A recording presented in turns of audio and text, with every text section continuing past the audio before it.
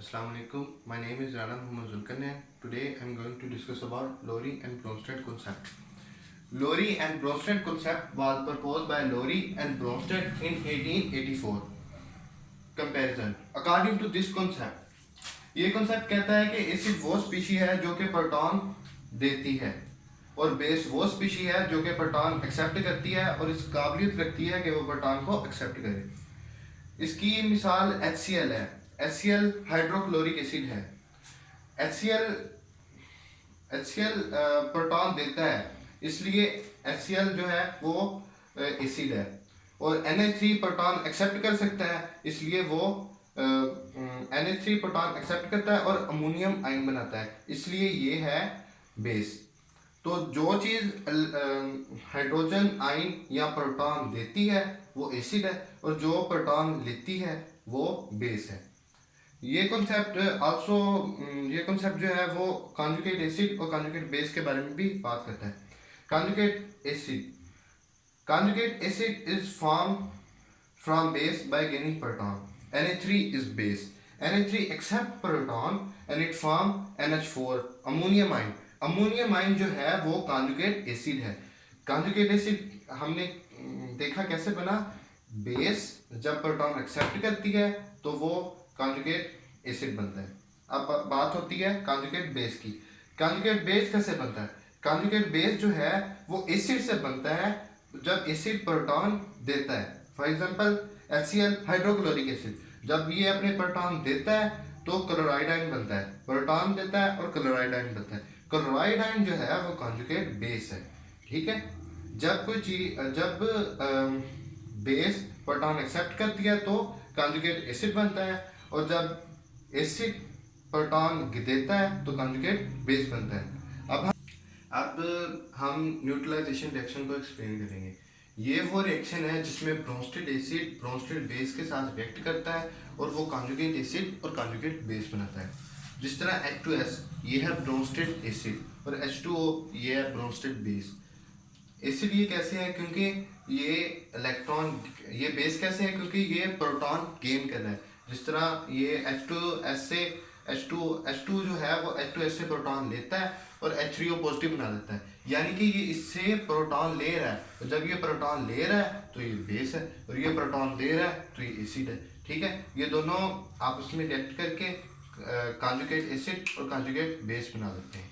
ठीक है, अब हम नेक्स्ट जो है वो एम्फोटेरिक स्पीशीज को एक्सप्लेन करेंगे।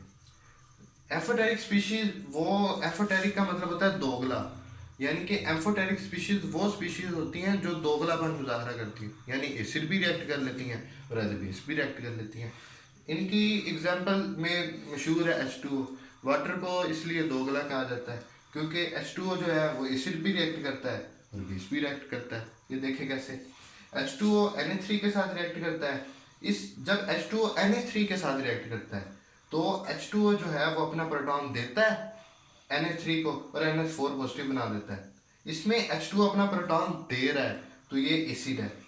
जब हम H2O का रिएक्शन HCl के साथ करते हैं तो ये HCl से प्रोटॉन ले लेता है, तो इसमें ये वाटर बेस के तौर पर रिएक्ट करता है। इस तरह ये दो डिफरेंट रिएक्शन है जिसमें वाटर एज एसिड भी रिएक्ट कर रहा है और एज ए बेस भी रिएक्ट कर रहा है। इस तरह वाटर दोगलापन का मुजाहरा कर रहा है। ये है एम्फोटेरिक स्पीशीज। अब हम इसके एडवांटेज और डिसएडवांटेज को डिस्कस करते हैं। कंसेप्ट के एडवांटेज डिस्कस करेंगे। ये जो कंसेप्ट है ये आर्हीनियस थ्योरी से सुपीरियर है। अब हम देखते हैं किस तरह सुपीरियर है उससे।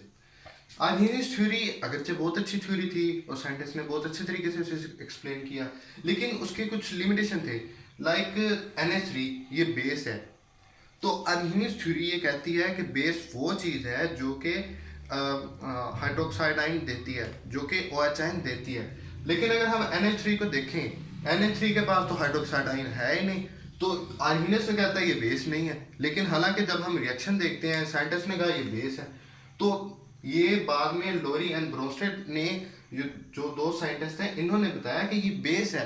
तो इन्होंने अपने कॉन्सेप्ट के हिसाब से बताया कि ये बेस है। और ये कैसे बेस है? NH3 प्रोटॉन एक्सेप्ट करता है इसलिए बेस है।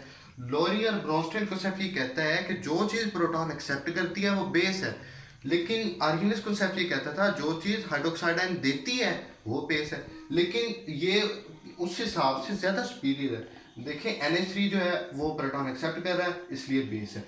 ये कॉन्सेप्ट ने NH3 को प्रूव कर दिया कि ये बेस है।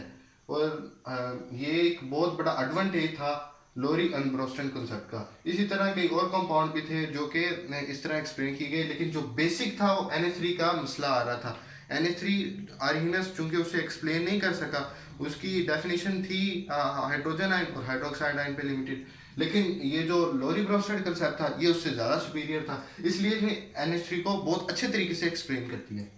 अब जिस तरह आप देखते हैं कि दुनिया में कोई भी चीज़ प्योर तो है नहीं, जहाँ उसके कुछ फ़ायदे होते हैं तो उसके कुछ नुकसान भी होते हैं। इस तरह ये थ्योरी जो है इसके कुछ एडवांटेज भी हैं और साथ में इसके कुछ लिमिटेशन या डिसएडवांटेज भी हैं। इसके डिसएडवांटेज बेसिकली यही है कि ये ऑर्गेनिक कंपाउंड को एक्सप्लेन नहीं कर सका। ये इसकी एक मेन लिमिटेशन है कि ऑर्गेनिक कंपाउंड जो है वो ये थ्योरी एक्सप्लेन नहीं कर सकी। तो ये हमारा बेसिक कॉन्सेप्ट था। हमने लोरी एंड ब्रोस्टेड कॉन्सेप्ट को डिस्कस किया। सबसे पहले हमने इनकी डेफिनेशन की, एसिड और बेस की, फिर हमने कॉन्जुगेट एसिड और कॉन्जुगेट बेस की डेफिनेशन की, फिर हमने एम्फोटेरिक स्पीशी और न्यूट्रलाइजेशन रिएक्शन को एक्सप्लेन किया, फिर हमने इस कॉन्सेप्ट के एडवांटेज एक्सप्लेन किए, फिर हमने इस कॉन्सेप्ट की लिमिटेशन कॉन्सेप्ट की। Thank you.